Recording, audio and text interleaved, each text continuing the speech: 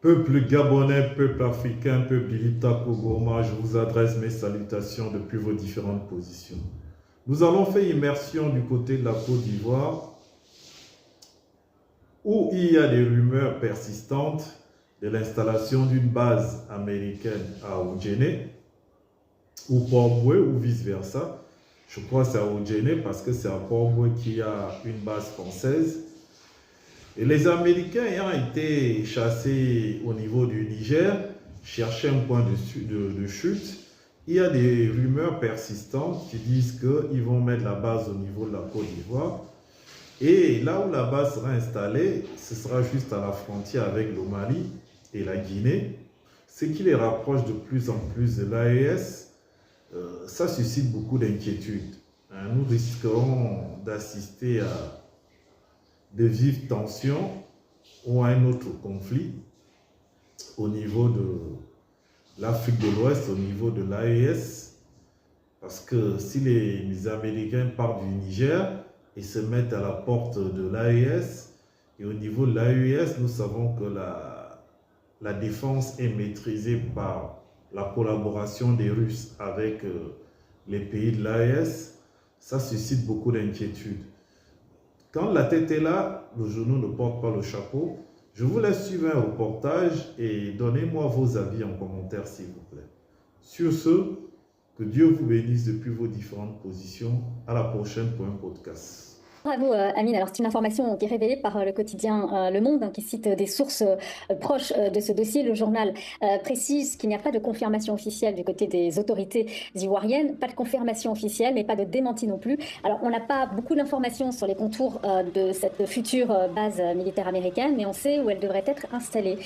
Et ça c'est une information importante, la Côte d'Ivoire qui aurait donc passé un accord pour l'installation de cette base dans la ville d'Odiéné, au nord-ouest de la Côte d'Ivoire et à proximité donc de la frontière avec le Mali, la frontière également avec la Guinée, et puis finalement, ça ne s'est pas si éloigné que cela du Burkina Faso. Alors la première conclusion que l'on peut faire, le premier enseignement que l'on peut tirer, c'est que le commandement militaire américain pour l'Afrique finalement a atteint son objectif, c'est-à-dire à redéployer les troupes américaines à proximité de la Confédération des États du Sahel. C'est un redéploiement consécutif au départ des troupes américaines du Niger et à la rupture de l'accord militaire entre Niamey et Washington. Alors, on pensait plutôt finalement à un redéploiement du côté de la Mauritanie et l'Africom a opté pour la Côte d'Ivoire. Ce n'est pas si surprenant.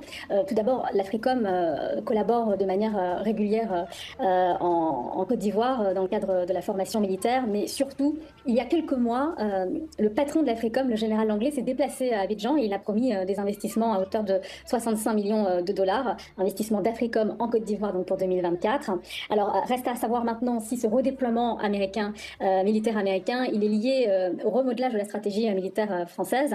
Vous savez qu'avec les déboires au Sahel de la France et des États-Unis, Paris et Washington n'avaient pas exclu de mutualiser leurs moyens. Paris qui réfléchit à sa nouvelle stratégie, qui doit réduire le nombre de ses militaires en Afrique de l'Ouest, et la Côte d'Ivoire est concernée. La France dispose sur place d'une base militaire à Port-Boué, dans la banlieue d'Abidjan, justement.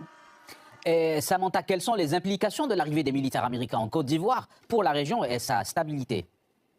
Alors, il faut s'attendre à une montée quand même de la méfiance des pays du Sahel et peut-être aussi à une exacerbation des tensions diplomatiques, par exemple entre le Burkina Faso et la Côte d'Ivoire. Il faut savoir que dans cette région ouest africaine, il y a souvent des contentieux liés aux frontières avec le franchissement des lignes de démarcation qui ne sont pas très très nettes par des militaires. Ça donne lieu à des frictions, des points de tension. On se souvient de l'affaire des soldats ivoiriens arrêtés au Mali, bon, une affaire qui est réglée aujourd'hui, mais il y a d'autres points de tension qui perdurent, qui sont plus importants, notamment entre le Niger et le Bénin en raison de la fermeture de la frontière. Il y a aussi des tensions, je le disais, entre le Burkina Faso et la Côte d'Ivoire, avec toujours en filigrane la crainte d'une déstabilisation. Écoutez.